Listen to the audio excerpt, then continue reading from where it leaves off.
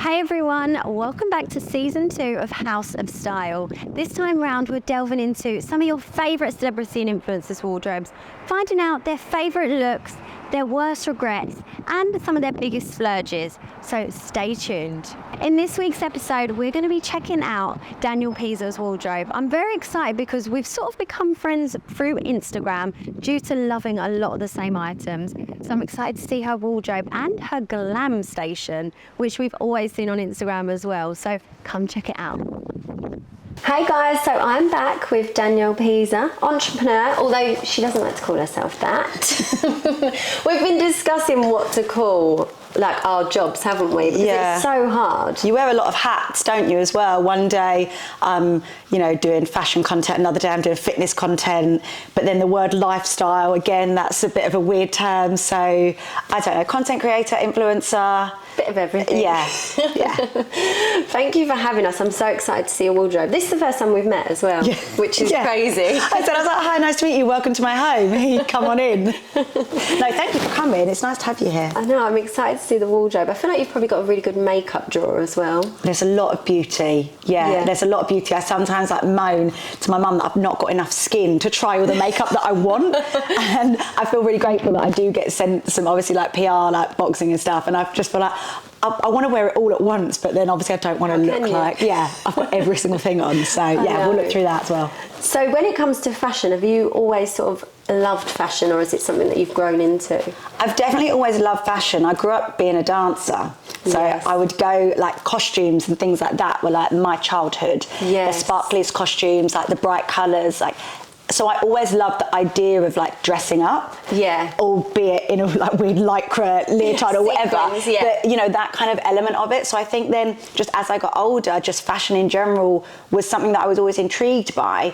But I think I never really had the confidence, and I still feel like I don't necessarily have the confidence to ever call myself like a fashion influencer. Like, yes, I would like to put together an outfit, but it's probably the area that I feel maybe the most vulnerable in. I don't know, I feel like maybe I know the least about, so I wouldn't want to be judged on that because I'm already a little bit scared putting an outfit together. But I'm really into fashion and love it, but there are so many people doing it so well that I'm like, I'll let them do it. I know, it's so hard because fashion is so subjective, isn't it? So like one person will love it, one person will hate it, whereas I guess with skincare and stuff I think it's all quite, if the ingredients are good ingredients, they're going to work for your skin. Like, you might have to find your balance, but pretty much a good product is a good product. But I mean, maybe that's the beauty of fashion as well, that it is so subjective. Yeah, and it's so different, and I don't think you can go that wrong with it. I feel like you've got great looks anyway.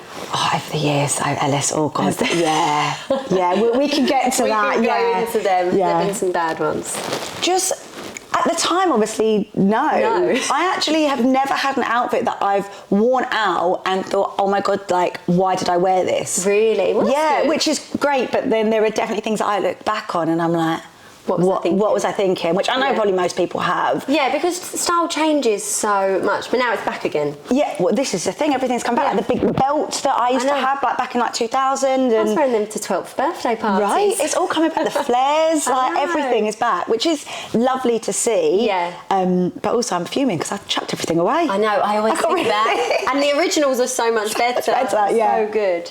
Do you have like favourite brands that go to? I would say that in terms of like high street, I love Bershka. I love Bershka. I love a bit of Bershka, and I love Mango. Yes, obviously I love Zara as well. I do love an online shop. I'm lazy, and I wouldn't even necessarily say lazy. The chaos. And because like my main shopping street is probably Oxford Street. If you haven't experienced it, it's too busy. So I'll do like obviously things like that. Like I love that. I don't like your top. Thank you. This is actually Adanola. Nice. I keep seeing people in these. Yeah, I do like a little bit of active wear that we can wear, kind of athleisure. Like that's kind of, I was going to say that to you because obviously with your new business, how new is it? What, Pause? It's nearly a year. Amazing. Nearly a year of the app, but obviously I've been doing kind of fitness and wellness for a few years. But yeah, the app's nearly 1 year old. We'll talk about more about the app, but has that sort of changed your style, like you said, with the athleisure? Yeah. Because it's sort of on brand and... Yeah, for sure. I mean, obviously the whole idea of Pause is all about wellness and things that just make you feel good, and obviously incorporating that movement. Yes. So daily movement. And I do find myself like wearing leggings, not even necessarily a sports bra, but like some sort of like form of fitted top, or even like a big t-shirt. Yeah, pretty much day to day. Like my activewear drawer is actually in my bedroom, not in my dressing room. So I'll show you that, and like it's literally just a whole drawer of stuff. Easy access. But also it's just comfortable, isn't it? I know, I'm all for comfort. Is key. It really is. Like I've done enough times of wearing an outfit that either, you know, the jeans are too tight and you can't sit down, or if you eat, well, you're screwed because you can't eat any food because everything is like so restricted. But with leggings, you don't get that. No, you're all good. You can move. You've got the freedom. Brilliant. But I do think that my one rule when I'm styling people is if you're not comfortable in it, you're going to look uncomfortable. Everyone can tell, absolutely. And it just ruins the outfit. Yeah. So yeah, I'm all for athleisure. I mean, it makes my job a bit boring.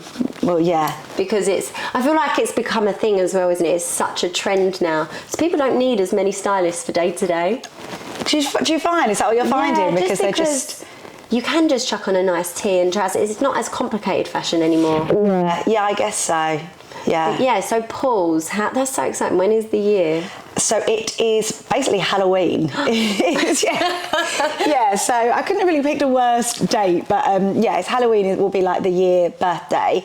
And it actually kind of was born through lockdown. Okay. Having obviously nothing to do, going a little bit, kind of struggling a lot and going basically a little bit insane. Like I was just here by myself. Yeah. Obviously was isolating from my family and all of my friends, and I had to find some sort of structure that worked for me, because I think being and working in the online space during 2020 was a real struggle. Yeah. Because it was almost like we went from, and I'm speaking on behalf of all people that work online. It's true, and people even at home as well. Yeah, we went from kind of, I would have to post maybe once every evening or you know, a few times a week, to then everyone's at home, they've got more time, they're always on their phone, so it's almost like they're going, well, what are you going to provide us with now? Yeah. And I felt a massive pressure, like increase in pressure to deliver, because, well, it's my job to do that. So I have to always give. And what I didn't realise that I was lacking in was actually kind of like giving to myself and having that shut off time. So it was during that time that I basically ended up saying, like, I will be online Monday to Friday. My weekends I need for myself, because I need that like pause moment. Yeah, I need to find time. And during the weekends I would, you know, obviously go for like walks, a million walks, because that's all we could do. Yeah. Go sit somewhere, like read a book, even be at home, like a hair mask. Obviously doing my workouts during the week anyway. Like those little moments that I felt really helped me, like mentally and also physically. And I thought, hang on, I feel like there's something in this. Like I want to carry this on when life goes back to normal, or whatever, you know, whatever was going to happen. And that was when kind of I thought, these are my pause moments. This is my message. I feel like this is what I'm meant to be telling the world to do. Like this is what all of these years of doing fitness, of dancing, finding things that I've enjoyed, this is what I feel like I'm meant to be giving to people. Like, do things that you enjoy that are going to then help you be the best you for other people, whether it be your family, your friends, your career. Like if you don't give to yourself, you absolutely cannot give to anyone else. Yeah, I love that, and it's so true. And it's really mad, because I think even going back out of lockdown for me, even like the last week, I've been so busy and I haven't taken that minute, and you do almost forget yourself. So it's so amazing to have a space that actually reminds you to do that. Exactly, and that's what I kind of wanted the app to be. So obviously we've got workouts on there that range from kind of 5 minutes to 45 minutes, depending on if you want to do that. We've got little, I call them voice notes, because it's as if you're getting a WhatsApp voice note from your mate. Amazing. They're like 5 to 7 minutes, and it might be like a voice note on how to find motivation, or a voice note on how to feel more confident, or whatever it might be, how to get out of a rut. And I just want people to listen to it. For example, in the morning when you're doing your makeup, or you go and walk into the tube, listen to it. It'll be your little pause moment for the day where you're kind of going, right, I got this, actually, cool. And now go off and you live your life. Like, I don't want any involvement in that, but I want to know that I've given you something that will add to your day and to your mindset in a positive way. I love that. And do you know, I think sometimes you think, because I've got a really good group of friends but sometimes you don't always want to have to tell them, oh, I'm not feeling great today, or, you know, so it's nice to have a space that it's actually just you. Yeah, and they're there to provide for you. Yeah, and then it kind of gives you as well that confidence of like, even if I don't want to talk to anyone, I've got my back. Exactly. And I think that, like, growing up and as I've got older, now into my 30s, knowing that no matter what happens in life, yes, I'm going to have like dark times, good times, and I'm really fortunate that I've got an incredible family and friends network, but actually ultimately I've got my own back through these like daily habits and these little things that I'm doing. I'm building up my own support system internally, which is so important. I know it's so like, what's the right word? Cringy, I guess. Like, you've got to love yourself before anyone can love you. But it's so. When people say that all the time, you know. So that's kind of. I love it. Yeah. I love as well how you've got like, you know, some apps, workout spaces, it feels very like, oh, you've got to really build yourself up to be in the mood to do this hard. Like some of the videos I've watched of yours, it could just be like a little slow little stretch, and it's like, just like you said, doing something every day. Well, one thing that I feel like a lot of either like the Pause members or just my community kind of know me for is a Wednesday wiggle. Okay. So, what's a Wednesday wiggle? It's not as weird as it sounds. So again, during lockdown, I actually do this anytime, and I think most of us probably do. You've got maybe the radio on or some music on in the background, dancing around my kitchen, in that kitchen right there was me in that little space, and then I started putting it online. People are like, oh, you just did a little wiggle. And I thought, right, every Wednesday I'm gonna put it out, because I don't want to put it every single day. But basically on Wednesdays we wiggle. I don't care what your day is. You take 5 minutes. It can be morning, noon or night. I don't care. You can do it with a glass of wine in your hand, you can do it with a baby in your arm.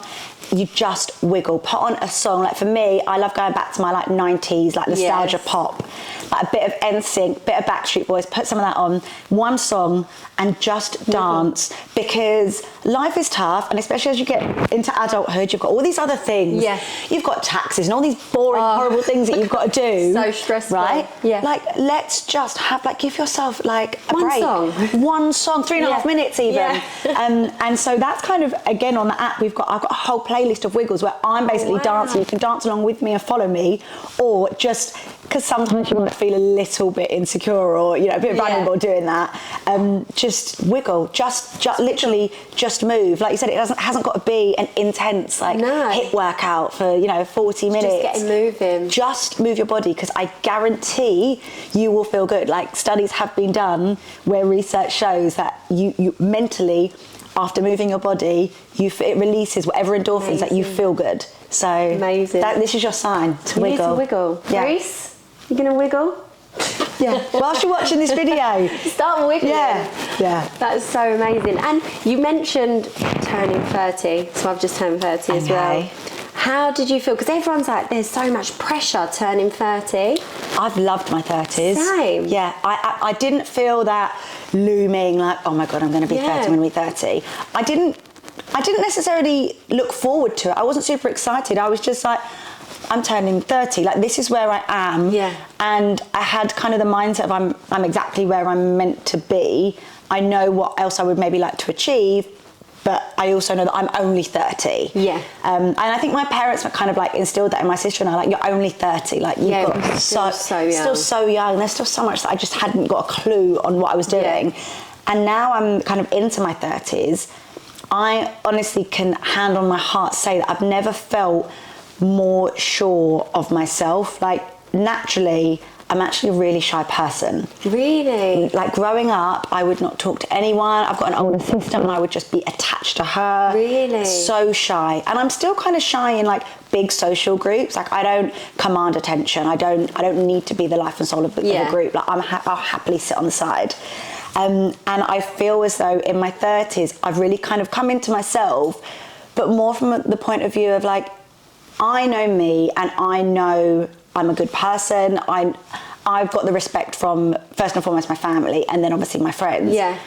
If you don't like me as a person, with all due respect, that's not my business. Yes. Because I know I'm a good person, and I spent so many years of my 20s. Say, for example, someone said, "Oh, Ellis doesn't like you." I would be like, "Well, why? Yeah. Why doesn't she like me? Okay, so I need to do everything. But why? Yeah.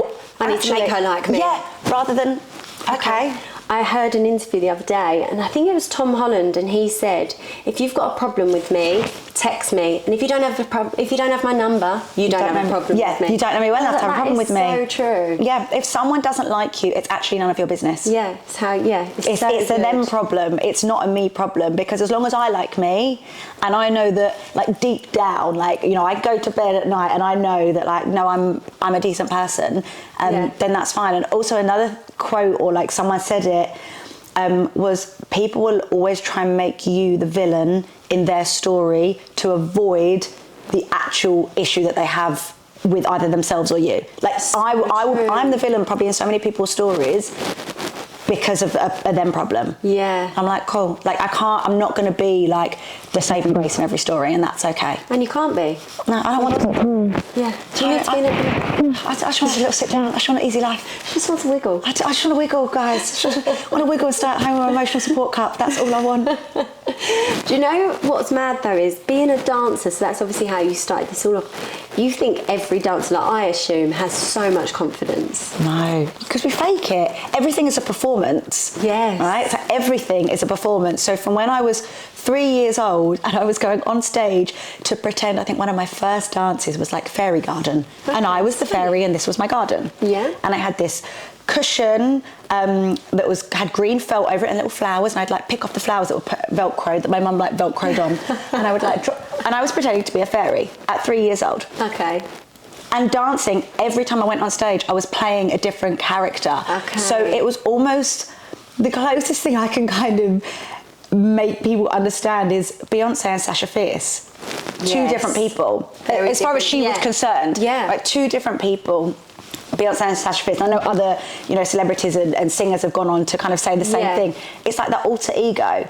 When I'm on stage, I'm not Danielle. No. I've never been Danielle, because I've also never been like front and centre. So I've always I'm playing a character of whoever's dancer, you know, I am. So if I'm on the X Factor, I'm dancing for one of those contestants, I'm so-and-so's dancer. It's not about me. So I feel like it's almost easier to play that role than to be like, this is me. So that's why I feel like confidence it wasn't ever a thing that I felt like I needed, but at the same time I knew I was good enough to dance. That's like the one thing that I've always known I could do. It. Yeah. So how did you transition from being that backstage, like, you know, dancer, to then having pools, having like this following and being you and I have a major imposter syndrome, like daily, and I'm still a little bit like, God, I'm really just blagging this, aren't I? I feel this all the time. I'm like, I'm winging this. Yeah, absolutely. I'm winging life, I'm winging career, and I'm so grateful for it.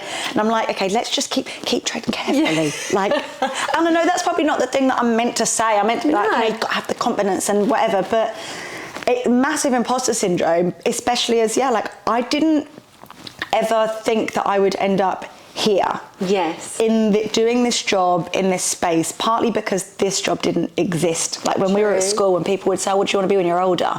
Now kids are saying a YouTuber, influencer, whatever. Apparently there's going to be a degree. I heard that. How many? I mean, that whoever is charging for that, they're out to make money, because I don't think that you can teach marketing, of course, you can teach things like that, but this influencer, no, don't waste your money. No. Don't get into student debt over an influencer degree. I think you need something, and this can build around it. And like what you've done, it's taken off and it's brilliant. Yeah. So I always knew that by the time I reached 30, I wanted to have ticked off all of my goals for my dance career. Okay. So I kind of worked it more that way than thinking I want to go on to be X, Y, or Z, because I didn't know what I wanted to do.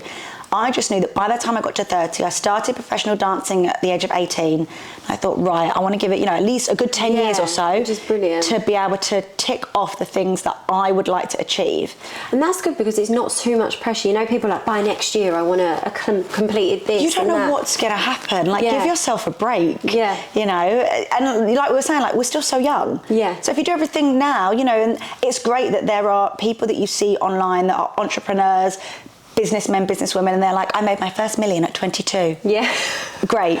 Brilliant. What you've done is you set your bar so high that if you then don't make a million, then the next couple of years, you're going to see yourself as a failure. Yeah, so then you're going to be unhappy. You're literally asking for then just unhappiness after unhappiness. Yeah, because I think that's something I've had to learn as a freelancer and working for yourself. There's years where you're like, this is unbelievable. Yeah. Oh my God, what's happening? And then you have a year where you're just sort of like flat. Absolutely. And nothing changes. Yeah. But it's impossible to have an amazing year, an amazing day every single time. Absolutely. And I actually was saying this to my Tad the other day, because I've got a meeting with my accountant soon, which obviously is never... My accountant hates me. Oh, absolutely. Makesh, if you're watching, I'm sorry. I don't have any of my receipts. I don't.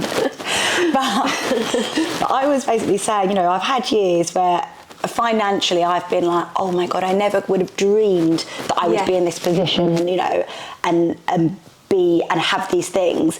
And then I've had years where, you know, in terms of numbers on a paper, they didn't equate to previous years, but I would go, I was happier that year than I was any of the others. I know. And actually, when you actually think about it, as long as, you know, you have money to, you know, hopefully have a roof over your head and be able to provide for yourself, or if you need to, a family, actually, all the other stuff is kind of like fluff. Yeah. So we've really gone on a tangent here, but basically what I was saying, where I was going with that is I didn't know what I wanted to do. I just knew that I wanted to wrap up my dance career. Yeah. And I kind of did that by the time I was 27. Amazing. And by then, social media had already started to kind of grow for me and build. And it actually got to the point where I was approached by Reebok to be one of their global ambassadors. Which is huge. Which was massive. And the one clause of my contract was that I couldn't wear any other sportswear other than Reebok. I couldn't wear anything. I got booked on a job, and it was actually a job for Rita Ora, who at the time was with Adidas. And I had to pull off of the job because I turned to the choreographer and I said, do you know what we're wearing? And he was like, I haven't got a clue. I've just booked you for the job. The rehearsals aren't for another 2 weeks. Yeah. And the show a week after that. Yeah. And as you'll know, as a stylist, everything's last minute. Yes. Right? So the stylist probably didn't even know that they were booked at that time for the job. No way. They probably got told the night before. Right? So I was like, well, this Reebok contract is signed and it's a lot of money. They could either sue me, they could pull the contract. Yeah. And I've actually already done all the things I wanted to do as a dancer. Now I was just kind of doing another TV performance, another X Factor, another this, which I'd already done, and I was so grateful to have already done it. And so that was kind of when I had to go, okay, I need to see if this is going to work then, this whole social media thing. Yeah. And that was when I kind of stopped, and obviously it did work out, but still, I still would say that some of my best and happiest years overall were when I was dancing, which takes us to the money thing, because the money not so much, but actually I loved that career. I have incredible things to say about it. I think if you're a dancer as well, like the things that you've ticked off are huge. Yeah, I feel really fortunate to be able to say that I, as this little 3-year-old fairy garden girl, all I wanted to do was dance, and I got to do that. I got to live out my childhood dream, and I know that not a lot of people get to do that because you have to work. Yeah. But I feel really grateful that I wanted to do that from a little kid, and I got to live out my dream. So I think any other job after that was always going to come at second to that, because that was my little girl dream. I bet it was amazing. And like some of the biggest shows at the time. Right? To someone on what you're doing, I'm doing X Factor. You don't have to explain what it is. That was the time when people stayed in. Right? You don't have to explain, although I have worn a bin bag on live TV, which, Are we going to say that's the worst ever outfit you've ever worn? Yeah. A bin bag? Yeah, on the X Factor final for Rebecca Ferguson. And I think at that time, there was something like 12 or 13 million people watching. It was like back in the days of when like TV viewing figures were but then massive. People say she even looks good in a bin bag. Well, so you've actually done that. Oh, you look in a bin bag. I'm like, actually, I've got the video proof. Yeah. And I can dance in it. And I can dance in it as well, yeah. And it was because Simon Cowell changed Rebecca's song at the last minute. She was meant to sing a ballad in the final. No. We basically, how it used to work is we would do the dress run, and as dancers in the final, there's usually, obviously you've got 3 contestants left, and I think they sing it 2 or 3 songs each. So as dancers, you've got maybe 8 or 9 song tracks. And you learn them in a week? You learn them in a week, yeah. Gosh, and I can't even remember a Zumba class. Right? And Rebecca was, one of her songs was a ballad. We went in it. Cool. Number off. Delightful. Simon watches back the dress run. So the dress run usually starts at like 2, finishes at 4. He then has from 4 till 7 to watch it. At 6:30, we are called by Brian Friedman, who was the creative director at the time. Yes. He comes into the canteen and he's like, dancers, I need you. And we got this area where we always would go and rehearse. And he was like, you're doing a new number. It's 6:30, the show goes live at 7:30. No. We're like, and it's the final. Sorry, what? You're doing a new number. Rebecca's song has changed and Simon wants dancers. Sorry, what? Like, okay, fine, learn this dance. And we learned a dance in 20 minutes, formations, everything, a brand new dance. Brian doesn't like repeat his choreo. No, so it's not a like brand new dance. Yeah, it's not like just go out there and do the Macarena or freestyle. It's like, no, it's a brand new dance. And meanwhile, his assistant is in the wardrobe room finding outfits. Because I've got all my outfits for the show. But that's it. The wardrobe people are coming in saying, everything now is bagged up or has gone. It's the final. So we've literally only got what we need. All we've got is loads of black bags to put the rest of the clothes in. And he was like, pass me a bag. I was like, I need some tape. So we got that big thick like black duct tape. He ripped a hole, so he turned the bag upside down, so like the seam of it was at the top. He ripped a hole in the top and he ripped 2 holes either side and he shoved it over his assistant's head. I was like, put your arms in it. So she's there now literally wearing a bin bag, and he gets the tape and he like puts it around her waist and it creates like a little skirt. And he was like, everyone's making their own costume out of a bin bag. You can do whatever you want. Grab a bin bag, grab 2 bin bags, get some tape and make your own costume. And some of the costumes that people came out with, so there was one girl that made a little play suit. She then put tape like around her crotch so that the bag was like ballooning and like pantaloon in there. I did, I think, a 1 shoulder number. So I cut here. The picture. It's on YouTube. I'll show you after. Yeah, it's on YouTube, and you actually see us all on the video. And I remember we were walking on like this, and you can see we're all kind of giving shifty eyes because we're like, I don't know what the hell I'm doing. No. Like, we don't know what we're doing, and I'm now wearing a bin bag. Which could just rip. Which also is so hot. And uncomfortable. Under the lights. And also, we've already done like another 4 numbers before this, and then we've chucked that in there. It was chaos, but what a memory though. Right? It was, so I've definitely had some outfits. Yeah. We need to see the wardrobe. Yes, let's do it. Yeah. I feel like I'm in your Instagram. Right. Yeah. Everyone says it when they come in here. They're like, oh yeah, I've seen you like dance around it. Wiggles. See you dance around it. Yeah. This is amazing. I'm enjoying the shoes. Yeah, there's a lot. Yeah. There's a lot, but I have to be completely honest. I don't think I've worn most of them in maybe the last 2 years. But shoes. Well, part of that was pandemic. Okay, yeah. So what, where am I going? Yeah, true. But also I think they're very like seasonal. So you got my boots. I'm only really going to wear them in like the autumn winter. These obviously more sandals and more summer shoes, and with our summers not really summering over here. It hasn't. And then. It is. Thank you. I like you've got a nice mix of like high street and designer as well. Yeah, so this is actually predominantly, high street with obviously like the odd designer, and then I've actually got a lot more designer shoes in the boxes kind of down the end, because I like to keep them. I do like to look after my things, like dust bags with bags and like keeping the shoes in the boxes. I do try. I find it mad when people get something really lovely and don't keep the dust bags. Well, I just think that I'm so fortunate and grateful to be in the position to be able to buy something like that. I never want it to not be special. Yeah. I never want it to just be like, whatever. Just another one, because at some point I couldn't afford that, and maybe at some point I might not be able to again. So I just think it's nice to be able to keep those special things, and then maybe pass them down to, I don't know, my niece or someone when they're older. So what's your best ever purchase? My best ever purchase, it's probably a handbag. Okay, I do. So my best one. This was my first ever designer bag. My sister got me that for my 18th birthday. Oh my God. And I've stuffed like a towel in it just to keep like the shape of it. So that was for my 18th birthday, and I'm now 35. So that's actually like vintage now. Yeah, and the thing is now, this is cooler than... I've used that, recently. Yeah, annoying that it's silver hardware because I'm more of a gold hardware kind of girl, but... I don't mind the mix. I love that. Best. It looks new.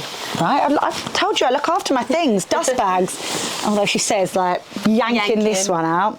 This is probably my best purchase because I remember the day I got this. Oh yeah, that's what I think is so nice with designer things, when you have a moment. It's the memory of it. Yeah. So this is my Fendi Peekaboo. It's a large one, and I got this from Harrods. I kind of like the fact that it's a little bit worn now, and like it's not super structural. It's a bit dirty and needs a bit of a clean. But I like the fact that it's gone a little bit slouchy. Yeah.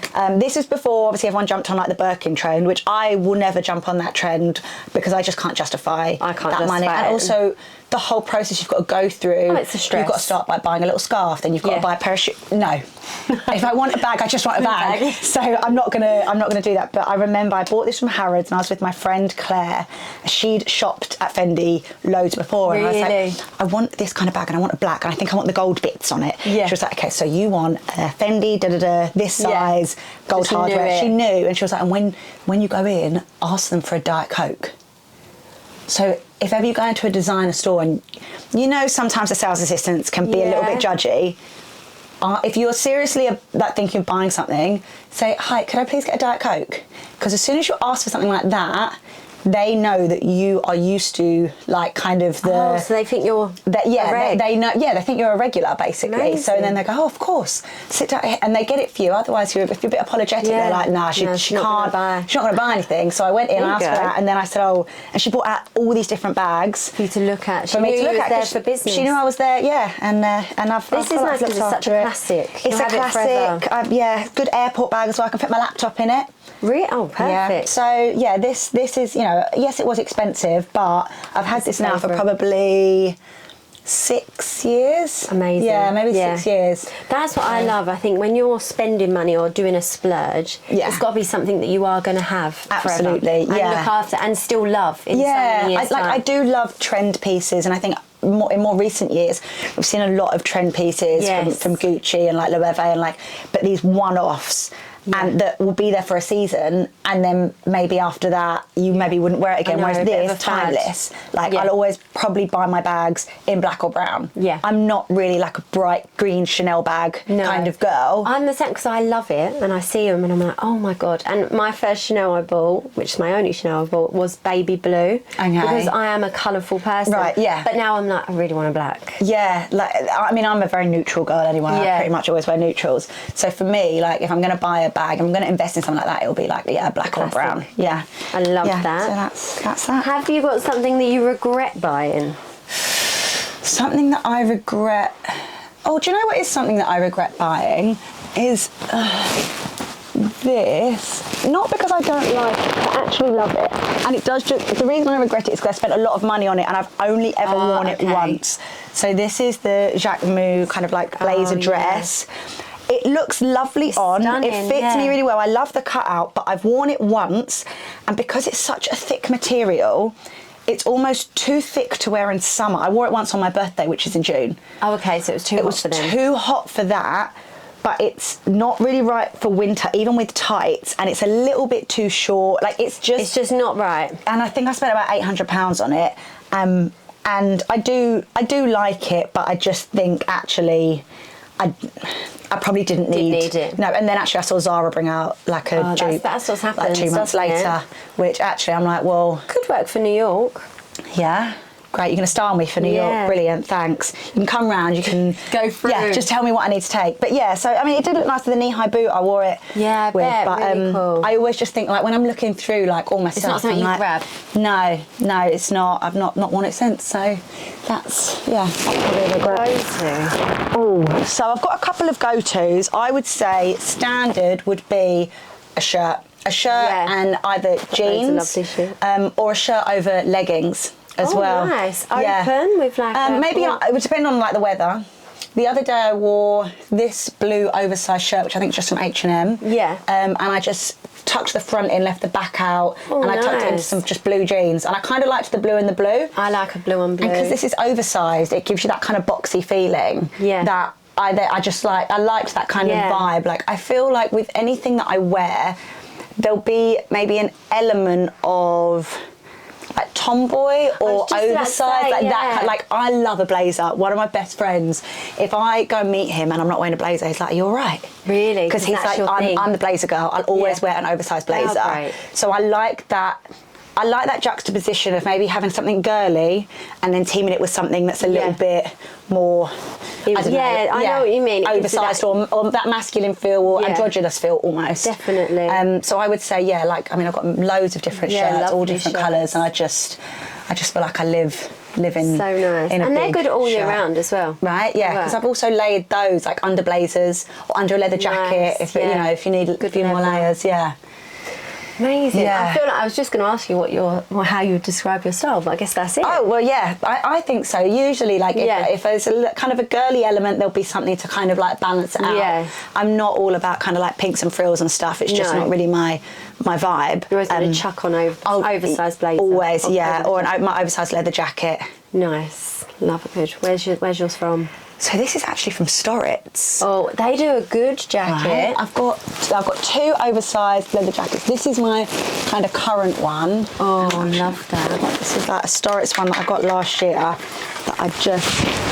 Oh, yes. My sister hates it. Really? My sister's like, you look like you're wearing Dad's jacket. But I love like the fit of it. I love that it's a little bit cropped as well. Like, I wouldn't necessarily maybe wear it with these because I just feel like I'd lose my shape. But like this, I've worn this in summer with like a little mini skirt. Nice. And then like a flat boot or like a cowboy boot, like that kind of vibe. We need to discuss these. Oh my God, go on. The boots that started off everything between you and I. Yeah, that's how we become friends. Yeah. Through the boots. I saw a photo of you wearing them, right? Yes. Saw a photo of Ellis wearing these boots, and I was looking for some because I knew that I was going to Ibiza, and footwear in Ibiza. Like, what do you wear? I'm not going to wear heels. You can't. And I don't really want to wear a flip flop. I want to feel nice. Styled outfit. And so I asked my boyfriend, who's friends with Ellis, like, I need to know where these boots are from. And I was thinking, she's going to say like Marge or like Sandro. And they're going to be like £800.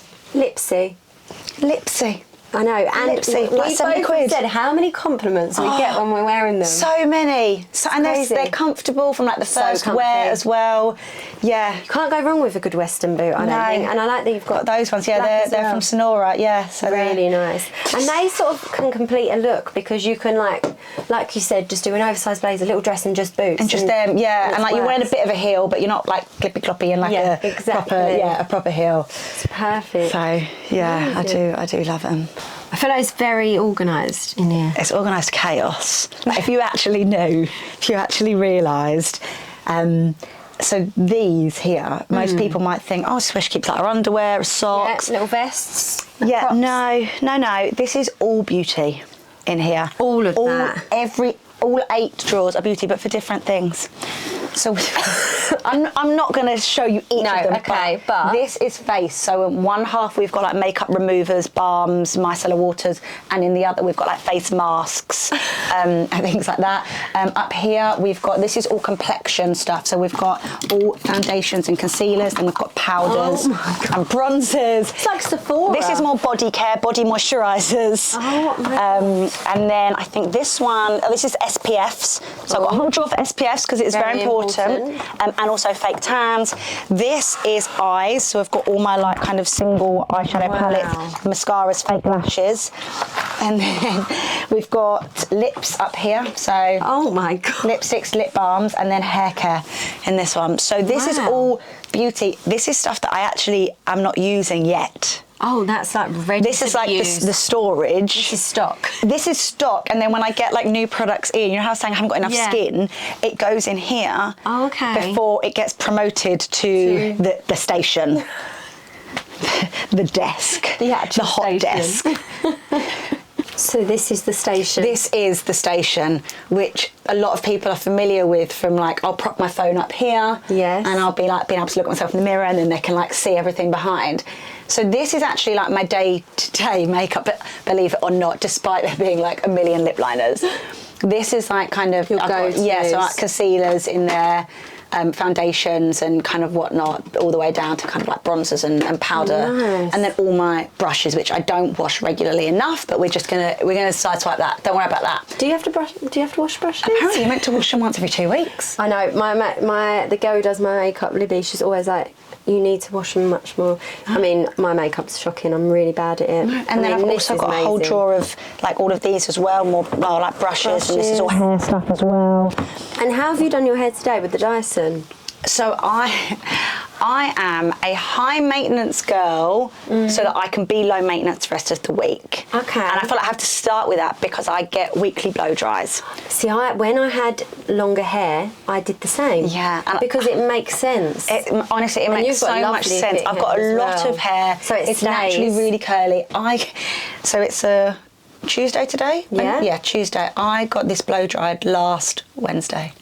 Oh, I thought you've just done it this morning. It looks brilliant. No, hence why it's up here because the part is a bit greasy. Perfect. Yeah, but yeah, I get a blow dry once a week. Sorry, is that annoying the sound?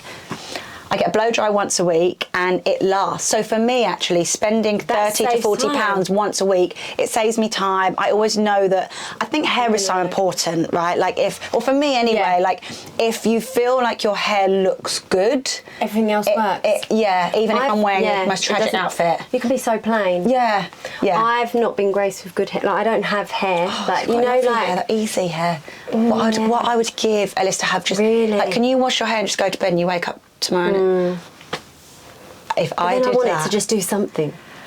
Yeah, I mean, you always want what you don't have, right? Exactly. Like always. I've got really curly hair and I always blow dry it to be kind of straighter. I love yours. But I am lucky that it holds. So yeah, this has been holding now. Mine would be a day. But the Dyson is something that kind of does help me refresh. Yeah. I mainly use like the Dyson on like the fringe bits, Nice. Yeah, so that's the station. Very jealous. Yeah, with of this great station. lighting as well. Great, right? I need to get this. Yeah, you do. Really? Yeah. Where is it from? This was from, I think, a company called like HollywoodMirror.com or something like that. Yeah, it was bloody heavy when it arrived, I'll tell you that, because it's literally all mirror. But it served me so well.